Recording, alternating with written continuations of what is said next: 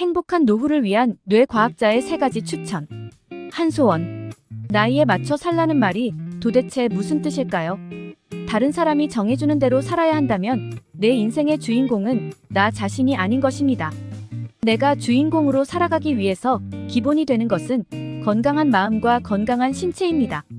나이가 들었다고 뇌가 굳어지는 것도 아닙니다. 뇌는 새로운 활동을 하지 않았을 때 굳어지는 것입니다. 스스로 나이가 들어 뒤처지고 머리가 굳어진다고 생각하면 더 우울해집니다. 뇌과학자들은 활발하게 몸을 움직이고 문화와 예술을 가까이 하는 것이 건강한 뇌와 마음을 만드는 길이라고 알려줍니다. 그렇다면 지금 당장 해볼 수 있는 것은 어떤 것이 있을까요? 첫 번째, 춤을 배웁니다. 뇌과학자들은 의외로 춤 예찬론자가 많습니다. 춤은 뇌를 젊게 해주는 운동입니다. 뇌과학에서 말하는 춤은 혼자 추는 막춤이라기보다 다른 사람과 함께 추는 스텝이 있는 춤입니다. 많은 운동 중에서 춤이 유난히 뇌에 좋은 이유는 춤이 복합적 운동이기 때문입니다. 새로운 댄스 스텝을 익히기 위한 학습은 뇌의 새로운 연결망을 형성합니다. 춤은 감각 능력과 균형을 향상시키고 공간 인지 능력과 기억력에도 도움을 줄 수 있습니다. 음악을 듣고 공간을 움직이는 활동인 만큼 시각, 청각, 움직임의 연결 과정도 필요합니다. 여러 사람과 함께하는 사교 댄스는 춤 속에서 자연스럽게 사회 활동이 이루어지고 인지적인 훈련도 함께 할 수 있는 활동입니다. 그런 의미에서 춤은 사회적인 활동입니다. 춤을 추는 문화가 있는 커뮤니티는 치매 발병률이 적고 노인들의 우울증도 적다는 연구도 있습니다. 영국의 저명한 경제학자가 쓴 책에서 한국의 콜라텍을 칭송하는 글이 나오기도 했습니다. 집 근처 공원에 새벽 산책을 나가면 춤을 가르치는 강사와 열심히 따라하고 있는 사람들이 많습니다. 중국에서도 노인들이 공원에서 단체로 태극권을 익히는 모습이 흔합니다. 춤을 추는 것이 부담스럽다면 하루에 30분 정도 유산소 운동을 해봅시다. 운동이라기보다 생활체육이라고 하는 것이 맞을 것 같습니다. 모든 게 배달이 되는 시절이지만 마트에 걸어가서 우유 한 병을 사들고 오는 것도 좋습니다. 단, 어느 정도는 숨이 찰 만큼 빠른 속도로 걷는 것이 필요합니다. 뇌의 인지 기능에 도움이 되려면 유산소 운동만큼의 효과는 만들어 주어야 하기 때문입니다. 최근에는 나이가 들어서도 운동이 뇌를 발달시키고 인지 기능을 향상시킨다는 연구가 쏟아져 나오고 있습니다. 우리가 추구해야 하는 것은 지덕체가 아니라 체덕지가 맞는 순서일지도 모릅니다. 두 번째, 외모를 가꿉니다. 한 사람의 건강 상태와 기억 능력, 수명을 측정할 때보다 정확한 판단 근거는 객관적 나이가 아닌 그 사람이 느끼는 주관적인 나이입니다. 다시 말해, 당신의 나이는 몇 살인가요? 보다 당신은 몇 살로 느끼시나요가 더 중요한 문제라는 것입니다. 하버드 대학 심리학자 앨런 랭어의 연구에 따르면 실제적으로 일찍 탈모가 오거나 연령차가 나는 배우자와 사는 경우 자신을 실제 나이보다 더 늙게 인식하는 것으로 나타났습니다. 주관적 나이가 높아지면 건강과 기대 수명에 있어서도 부정적 영향이 생길 수 있습니다.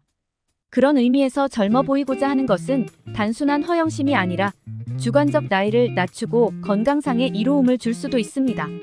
옷을 멋지게 차려입는 것, 의식적으로 자세를 꼿꼿하게 펴는 것, 향수를 쓰고 헤어스타일을 젊고 세련되게 하는 것 등이 더 젊은 나를 만든다는 것입니다. 스탠퍼드 대학 심리학자 캐롤 드웩은 성장 마인드셋이 우리 인생의 항로를 바꿀 수 있다고 주장합니다. 고정 마인드셋 상태에 있을 때 사람들은 자신의 재능과 능력이 고정되고 변화하지 않는 것이라고 믿습니다. 고정 마인드셋은 도전과 실패를 두려워하게 만들고 성장을 막습니다.